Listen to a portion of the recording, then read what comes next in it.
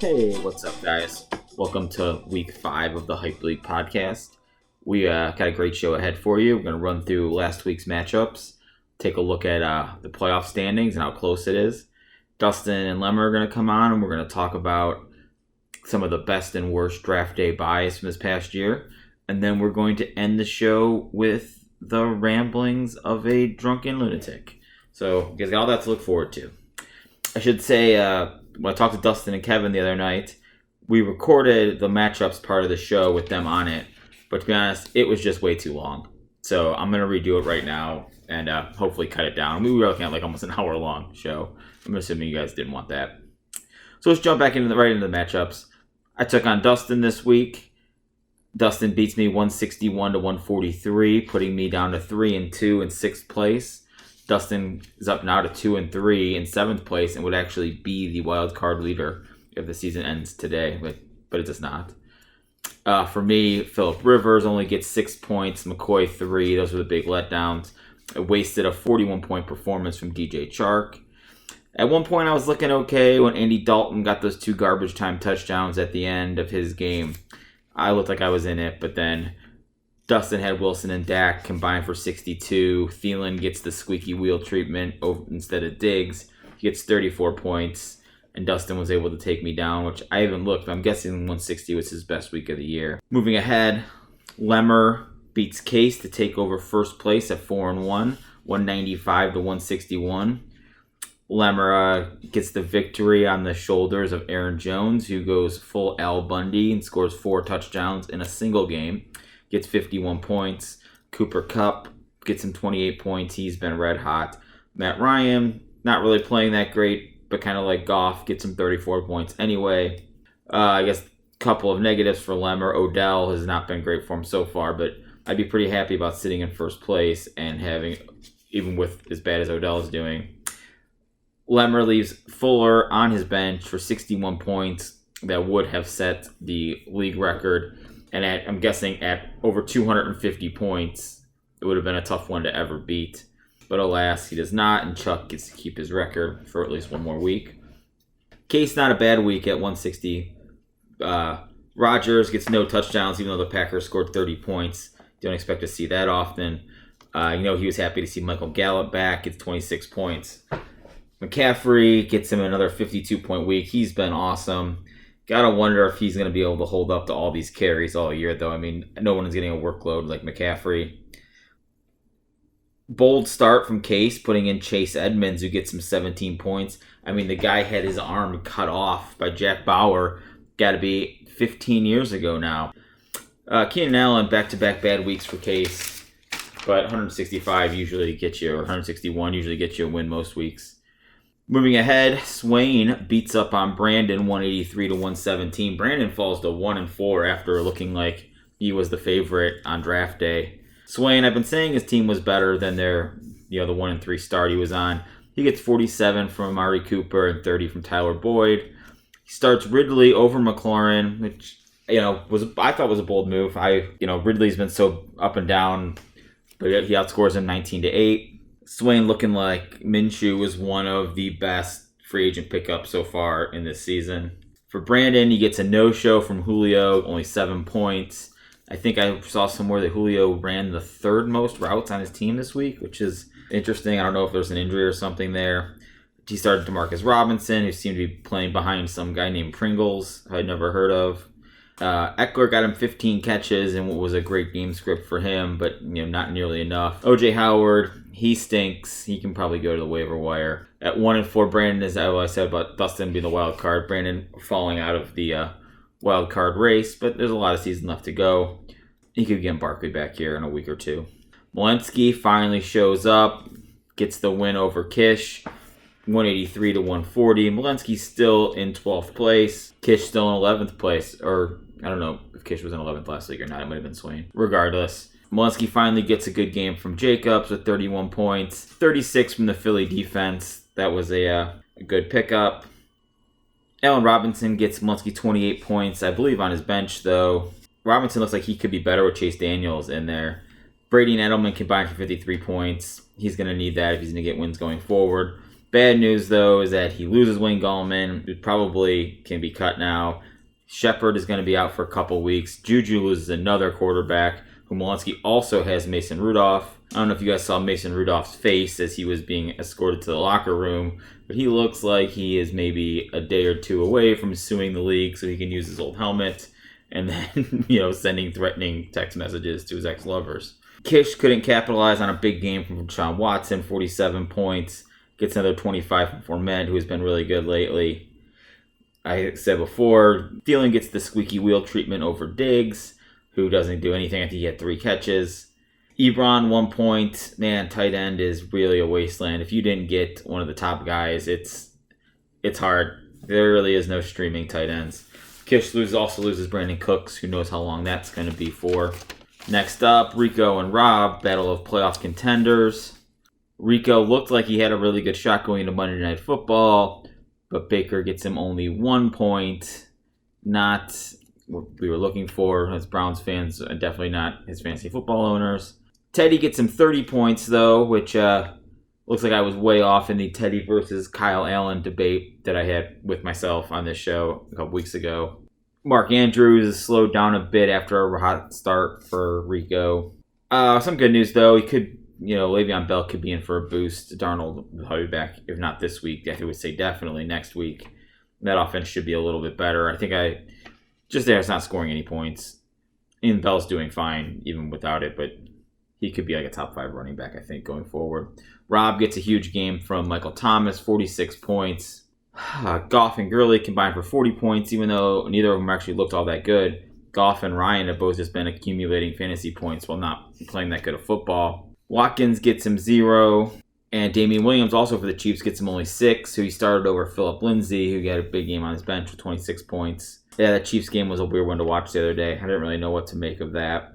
Rob's definitely a contender still, though. On to our last matchup. Minotti takes on Chuck. Chuck takes him down to go to 4-1, moving to 3rd place. Minotti falls to 2-3. For Minotti, Mike Evans went right back to Super AIDS. I think he had a 0, maybe 2 targets in the game that I saw. MVS also must have contracted the Super AIDS. I don't know if they were out together or something, but only 2.8 points with Devontae Adams out. Lamar and Mahomes couldn't carry him this week like they had been doing. Breida and Kittle did try to mount a bit of a comeback in the Monday night game against the Browns, but it was too little too late. For Chuck, Godwin has been a stud so far this year, capitalizing on Evans' infection. Chris Carson gets 27 carries. He's been a workhorse after looking like he could lose his job earlier in the year. Only got 12 points from Wentz because they didn't really need him. Kyler, on the other hand, he got 25 points, 93 rushing yards this game. Might be seeing a big thing for Murray the rest of the season. He's got Tyreek Hill coming back. Starting to get a little bit worried about Chuck here after what didn't look like a great team on draft day. Okay, so that's the matchups. I went through those about as fast as I could, I think. 9 minutes, that's like the first week's length of matchups. We're going to jump into the interview now with Dustin and Lemmer, talk about some of the best and worst fantasy buys, and then I'm going to leave you with the voicemail Minotti left me after the Browns game the other day. Hope you enjoy. How you guys doing today, Dustin, Lemmer? I can't wait to hear this voicemail. Can we just skip right to that? Actually, I'm probably not going to play it on here. You're not going to hear it until the pod comes out either. Oh, I'm pretty excited about that. Oh, my goodness. Because I already recorded it. I'm just going to put it at the end. Sorry. All right, let's move ahead to our next segment. We're going to look back at the auction. This was Minotti's suggestion for the mailbag and see who everyone's best and worst buys were. Like you guys said earlier, there were some teams that jumped right out. It was easy who their best and worst was. Other teams, you had to dig a little deeper. We can go ahead and start with my team because that's the one that comes up first. I was just looking at this list hoping that we were going to go in this order. Yeah, except that we're not going to go exactly in that order because I screwed up in the middle. Well, we can go in the order still. I'll shift it up. Okay, so my team. I'm sure I can adjust. Yeah, my team, it was pretty easy, I thought.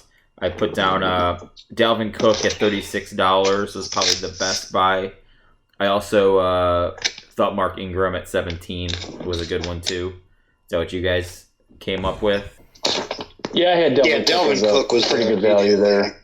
Yeah, it seemed like at the draft people were afraid to spend on running backs, and I usually am too. I never get running backs. I thought that seemed like too good a price to pass up. And my worst pick, obviously, was Antonio Brown at $36. I only got one game out of him. I did win, though, because of it. But, yeah, probably not my best move. Yeah, another one that jumps right out at you. Yeah, right. So I don't. Do you still have him on your team because people think he's still gonna play this year? No, I cut him. Though, like coming into last week, though, I was thinking the Patriots, the way their passing game was looking, they may want to rethink. They might want to rethink, getting rid of him. Did you hear they were looking at trading for AJ Green? I heard it like on fantasy podcasts. I didn't really hear it anywhere like else. I think I heard it from Malinsky or something. So also not a good source. I said on the podcast last week, I think. So I don't know if that's where you heard it. That'd be great. I got it from Malinsky, who got it from you. Yes. Okay, moving ahead to Lemmer's team. I'll let you guys go first here. Kevin, why don't you tell us who you had as your best? So far into the season right now, I feel like Cooper Kupp was a pretty good price. Every week he's been like getting the receptions. I only paid, 26 for him? 24, I think I got it. 24? Yeah, 24. That's right. So I felt pretty good about that so far. Yeah. And then... he's been a target machine. Is that what you had too, Dustin? And then...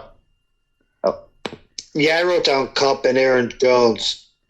Yeah. Aaron Jones at 28.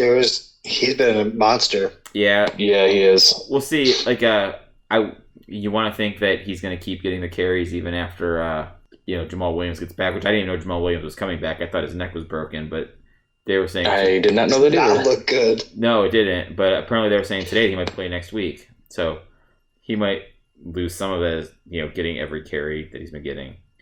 How about worst, Kevin? What'd you have for that? I really didn't want him on the draft day. David Njoku, I hate.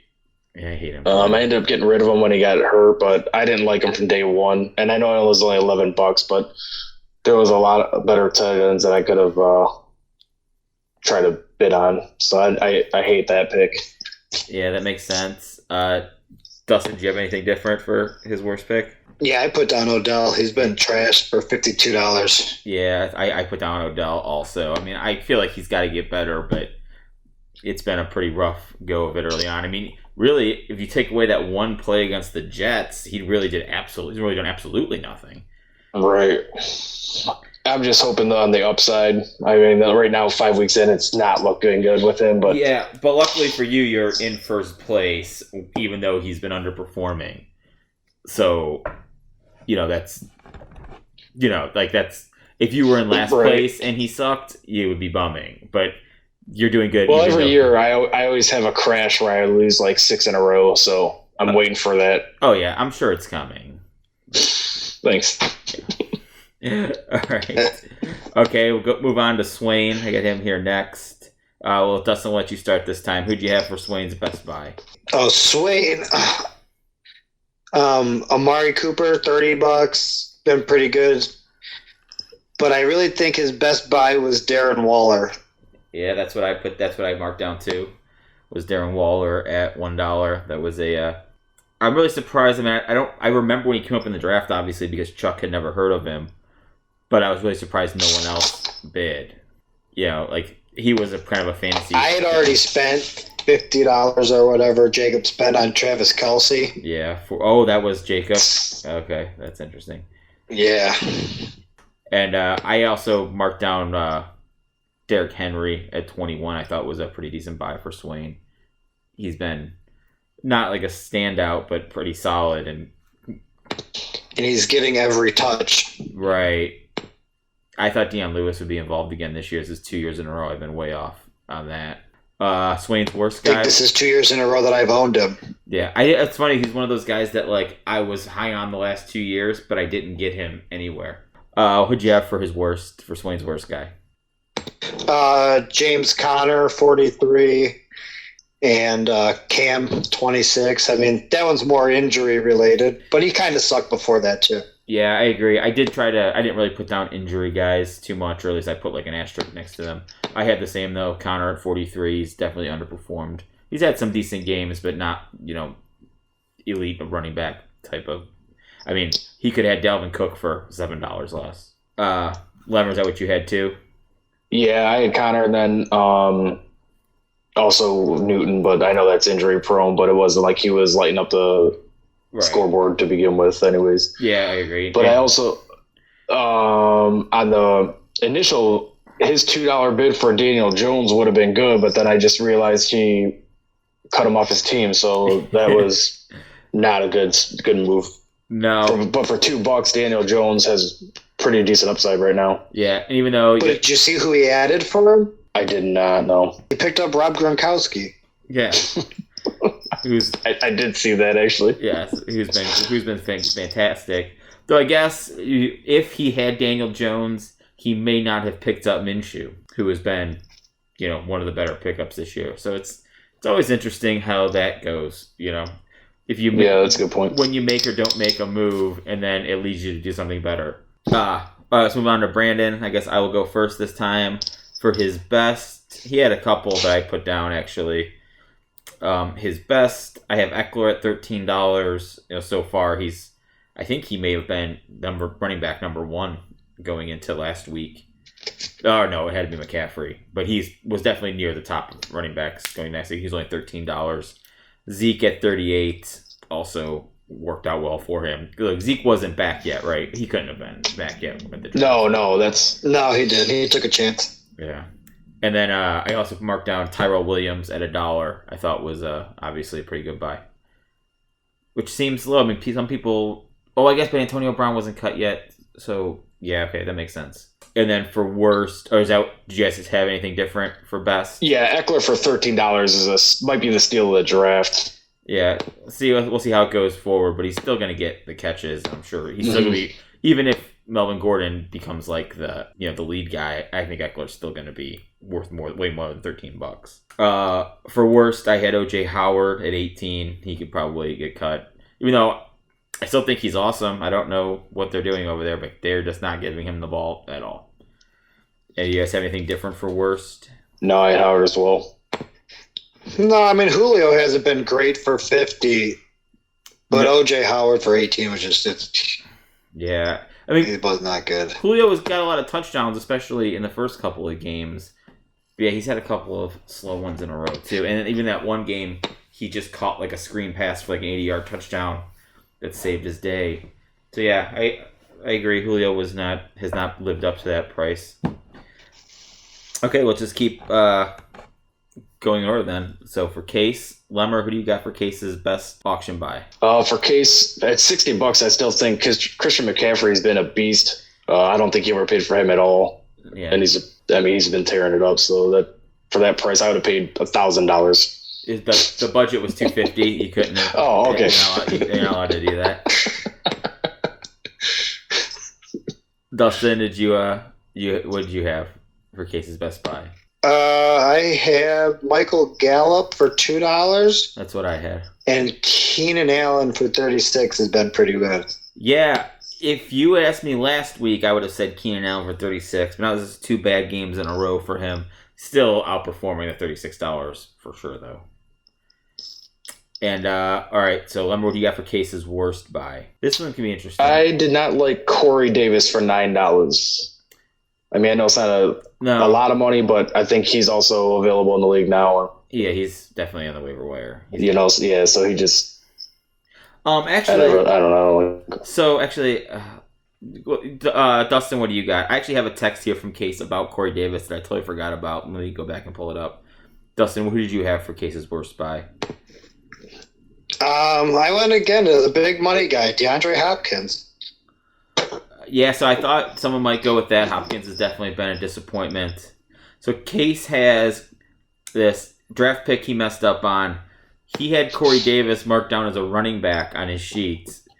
And then when he drafted him, and then he had almost no money left to buy an actual running back, which is how he ended up with Chase Edmonds, I think. That's his third guy.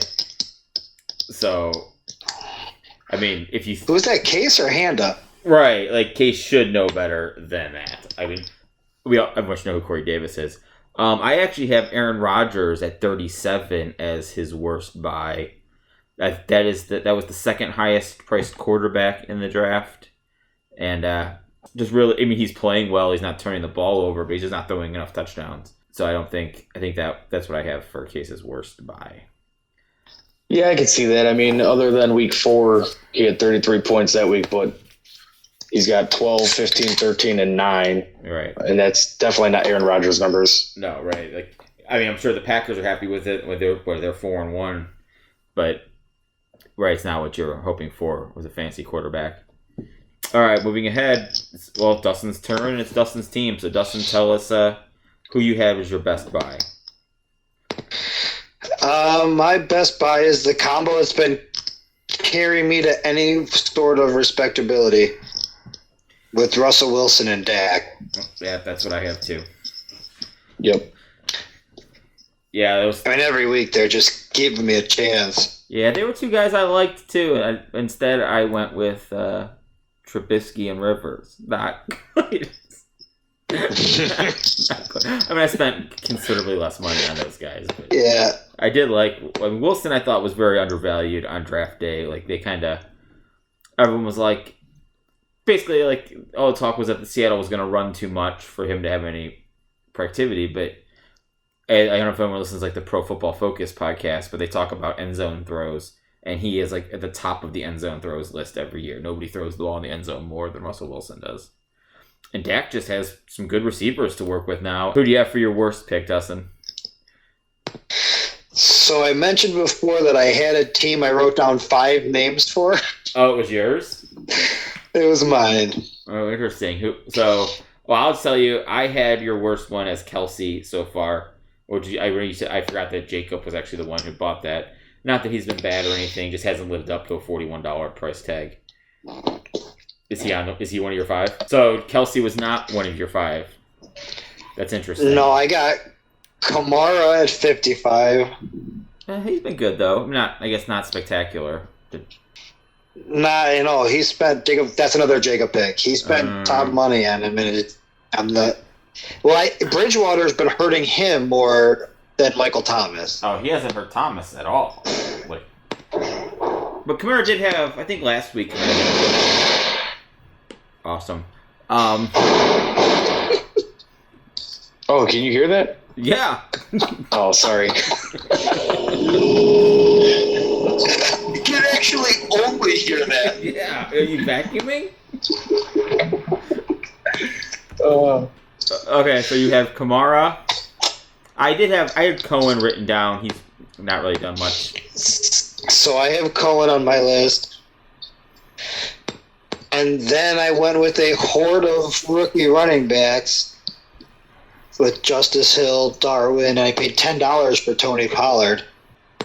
Yeah. Man, a lot going on at the fire station over there. A lot of noises. Yeah, Darwin Thompson, that was another one of the fantasy community darlings, He's basically their 4th running back. But, like, if you'd have listened to pretty much any podcast, they were saying him over Damian Williams pretty much all summer. Justice Hill's another one. Yeah, they were saying he's the number 2 with the chance at being the number 1. Yeah, like, and the same thing about, kind of same thing about Justice Hill. Exact same thing. Yeah, and So I took them all thinking if one of them is, but when none of them are, it really sucks. Yeah. I mean, Mark Ingram can catch, though. Like, that's never been a thing. So I didn't buy that Justice Hill was going to get, like, the receiving downs work. Mark Ingram never had a problem catching the ball. I mean, it doesn't necessarily mean he's going to get all of it, but I didn't buy that. And now it looks like if Ingram got hurt, Gus Edwards would be the guy you wanted, not even Justice Hill. So, okay, well, I'm going to go off out of order from my list here. We'll go to Malinsky. I'm sure that's the order you have it in. Yep. Yeah, that's next. Okay. So for Malinsky, I have John Brown at $2 as his best buy. I think I might just like John Brown a little more than other people do. And I also marked down Allen Robinson at 12. I thought was pretty good. You guys have anything different? Anything to add? I had Brady on the list. Yeah, that's what I had for $17. Yeah, that's a good buy. Brady's been pretty good. My worry with Brady is He's been pretty good. For some reason, he's undervalued. Every football season, and then he just does it every year. Yeah. Like, you don't think Brady... Because I think there's... The upside's limited. I mean, it wasn't when he had Antonio Brown. All of a sudden, it looked like maybe they were... he could be like a top 5 guy. But he's definitely going to be a QB1 every year, even. So I think, that was a good pick. For Malinsky's worst pick, I have Juju at 51. Even though he didn't get hurt, it's really Roethlisberger getting hurt that has kind of limited his upside. And then I marked down Ertz at 28. He hasn't been doing, at least not like top 3 tight end type production. What do you guys have from Malinsky's worst pick? His worst pick, I also had Juju. Just because I don't like Pittsburgh, and 51 seemed a little high. And he's not really living up to a number 1, really. I know Ben Roethlisberger got hurt, but I didn't know if he was going to be able to handle that. Yeah, last year he had like almost 170 targets, even with Antonio Brown there. So I felt like Juju's floor would be pretty solid as just getting at least 100, 120 catches. But when Roethlisberger got hurt, that changed all that. And I guess you never know when like the top I'm always of the belief that like good players make all the other players better. And losing Antonio Brown wasn't going to make Juju better. Like a rising tide raises all ships. Like you want more good players on offense. It's a philosophizer. Well, I think Juju was better in the slot with Antonio Brown on the outside. Like, maybe we'll see next year how that works out. Dustin, what'd you have? Are you still... I had Juju. Oh, okay. I was on mute. Yeah. So, how many times I've done that in Call of Duty? I'm talking to you guys for like 5 minutes and realize I muted my controller.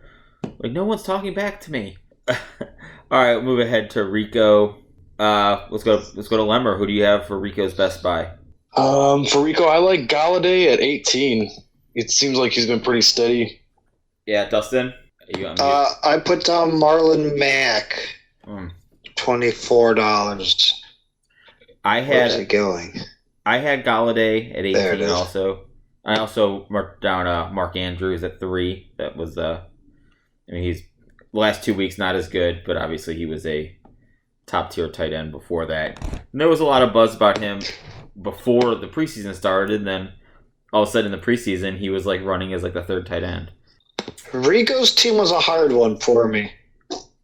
He had like on the a fence good with as number well. around some decent players. Like it was hard to pick out good and bad. I thought the bad jumped right out at me. The good, you're right. Marlon Mack I thought was another good one for Rico. I thought the bad pick was pretty obvious. So actually, let's see what you guys have for worst pick. I gotta still go Baker Mayfield. It hurts me. Yeah, the $31. Yeah, I agree. He just hasn't lived up to being the guy right now. Yeah, and looking at it now, I guess I didn't notice this before. Latavius Murray for 12. He has no value without Kamara getting hurt, so that was another bad one. But I didn't notice that the first time I looked through his team. But yeah, Baker at 31, I think actually that made him the 3rd most expensive quarterback. So not money well spent there. Next, we'll move on to Minotti. Dustin, who do you got for Minotti's best pick? Minotti. Oh, Lamar Jackson. That is what I have too. Even though 26 wasn't like super cheap, he was taking a risk there, but it's paid off. Lemmer, what did you have for Minotti's best pick? Was there I actually had Breida for $12, I think it was. Yep, I had 2 marked down for him. I have Lamar and Breida. 12 for Breida was looking pretty good. Even with Coleman back this week, he doesn't get to play the Browns every week. No, he is not. And he's not going to get a ton of goal line carries either, but I still think that was a good pick. Mike's worst pick, I think he had 2 standout bad ones. Dustin, what did you have for his worst picks? Mike Evans, he's only had 1 good week. Yeah. When you pay $41 and the guy goes 0. Right, that hurts. Lemmer, I think I have one more for him. Oh, yeah, Duke. Duke was the other one I had. I don't think it's Mike's fault. 23. I think it's Houston's fault. Yeah, I mean, Duke Johnson's obviously a better player than... I mean, I guess maybe it's not obvious, but I am of the belief that Duke Johnson is not a terrible football player, so I'm not sure why no one wants to give him the ball. Oh, okay. So let's move ahead to Rob. Rob had some interesting ones. This one actually. So I think Rob's team. I don't know what happened, but when I answered them, I don't think Matt Stafford was $1. I think I just typed a number wrong. Did you guys have Stafford as his best pick? I did. Yeah, I don't think he was $1. Oh, I think I have a picture of the draft board. I should have looked later. 17. Yeah, that which still isn't terrible for Stafford. Yeah, but that makes more sense. That's right around where he should have been. I guess I'll go. I had Goff at 7, even though he hasn't been good from a real football standpoint. He's been pretty good for fantasy. $7 was a good price for him, I think. And I also had Hooper at 9. He's been pretty great. What did you guys have? Or let's go to Lemmer next. For the good, I had Stafford, but I wasn't sure at the price till just now. But I saw the $1. I'm like, that's ridiculous. Yeah. Dustin, did you have anybody else marked down besides Stafford for $1? I had Goff. I had Stafford and Goff. Okay. And for Rob's worst picks, I had Devontae Freeman at 36. He's not really done a whole lot so far. That's my same I paid for Dalvin Cook. Lemmer, what did you have? Sorry, what did you have for Rob's worst pick? I had that as well. Dustin? Yeah, I had Damian Williams and Devonta Freeman. I mean, I know Damian Williams is more of an injury. Yeah, I haven't been marking down injured guys, but yeah, you're right. I also was torn just for his best player, going back to that. Philip Lindsay for $12 was pretty good. Yeah, if only he could do it while he's in his lineup. Well, yeah. He's kind of like, well, I guess That's a good point. Did we? I know, I'm playing the shittier Denver running back, and he's got this one on his bench. Did we? Oh, we did talk about Swain's team, huh? Yeah, yes, we did. We did. I guess I wanted to mention Ridley back, but he paid $20 for Ridley. I thought that was too much, but I forgot. And Ridley, it just reminded me because Ridley, it seems like the guy who always does well when he's on your bench, and then you put him in and he gets nothing. Moving ahead to Kish, I think his best pick was pretty obvious. Dustin, what did you have for Kish's best pick? Kish, I have Leonard Fournette and Deshaun Watson. Yep, Watson is who I have at 23. Fournette, I think at 30 was a fair buy. Obviously, Fournette, he's a man. There's no doubt about that. Lemmer, who you have, Watson? I did, but I was torn. Obviously, Leonard Fournette, so I wasn't going to pick him, even though it was a good price. But I think he had some inside information with Luck retiring, because Brissett for what the hell did he pay for? I don't know. I thought he was like 11 or something. If my memory serves me right. Yeah, and he hated it at the draft, rightfully so. I liked it. I so wanted $9. It was. I believe he was like one of the. It was like he nominated him. Was he 9? Was $9? Yeah. So he nominated him too, and then I think that was his first nomination. But yeah, I liked that even then. But he's been obviously way better than I thought. Than any of us thought. How about Dustin? Who do you got for Kish's worst? I think he's got 2 pretty bad ones. Diggs for 36 and Mixon for 40. Yep, that's what I came up with too. Lemmer, do you have anything different? Mixon, and then I also did not like Robbie Anderson for 21. Yeah, you're right. That's a lot. We'll see what happens when Darnold comes back, but that does seem like a pretty hefty price. Okay, we'll move one more guy to go. Actually, it's interesting. I didn't write down one of Chuck's, so I guess I'll have to make up on the fly. Chuck's best. Lemmer, who you got for Chuck's best pick? He's been waiting for us to talk about him too. I know. Let's see who I have. I got Godwin. I know he's kind of had a slow start, but he's kind of turned it up the last couple of weeks here. So yeah. I got Godwin. He's been their go-to guy there, especially now that Winston seems to be playing better. Godwin is looking like the go-to guy. Dustin, what do you got for Chuck's best? Godwin also? I had Godwin and Kyler Murray. Yeah, Kyler, he seems to be turning it on. And I think I saw somewhere he has a pretty good schedule coming up. So Kyler could be a big one for Chuck. I'm worried about Chuck. I'm interested to see what you guys... I don't have a worst written down for Chuck. I must have. For some reason, I skipped that. So let's see. Dustin, who do you got for Chuck's worst pick? Chuck's worst pick, I have Kenyon Drake for 13 and David Montgomery for 27 hasn't been real good. I mean, it's not a bad it's not like he paid a ton for him, but he just hasn't been real good. So that's kind of what I was thinking. Actually, I think that's why I didn't write anything down. I wanted to look up Montgomery's numbers to double check that he hadn't been very good. In my head, that's how it went, but I wasn't 100% sure. I thought Darrell Henderson. I know he's only $5, but he's not even a part of that offense at all. Lemmer, did you have anything different for Chuck's worst pick?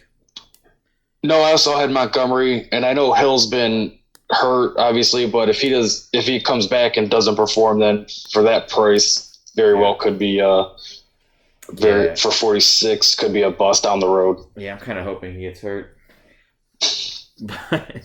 Chris Carson at 28 has been really good for him too, and I was kind of hoping he was gonna start losing some carries to Penny, but that doesn't seem like it's gonna happen. Okay, well, even after he had 2 fumbles in the second game. I think he fumbled in the first 3 games. He lost the fumble in each of the first 3 games, and then that was the worst time for Penny to get hurt, and he missed 2 games. Yeah, maybe had Penny been healthy for that, he could have. I mean, he got some work. I think he's going to get some carries, and Carson does have a tendency to get hurt. But that is all of them. Thanks a lot. That podcast ran pretty long. I think we're at 40 minutes. Oh, almost 50 minutes. We've been on the phone for 56 minutes. Yeah. So we should get out of here. Thank you guys for coming on. I hope you guys all enjoyed the show. I will leave you all with Minotti and his kind of crazy voicemail he left me last night. Good luck this week and go Browns. Go Browns. Thanks for having me. Listen, Ricky, use this shit to fucking pod, man. Browns just got piped up, dude. We got piped up. Every orifice pumped. SARS, fucking San Francisco piped us so hard, man. Our fucking team blows dick. What the fuck is Freddie Kitchens looking on the sideline? That fuck. What is he looking at? A fucking Subway menu? Fucking dude's terrible. Dude couldn't even design my fucking sub, man. He wouldn't even be called a sandwich artist at fucking Subway. He couldn't even get a fucking job there. Fucking Browns are awful, dude. Baker looks like he gained 20 pounds of fucking turbo there. Why is he fucking fat and so it's this fucking season? What the hell is going on, man? Fucking Callaway drops a pass right off his fucking kneecaps and he fucking pipes up with SARS all over the place. I don't know what's going on, man. Fucking Browns fucking suck. Fuck this shit. I'm going to bed. To replay, press 4. To erase, press 7. To return...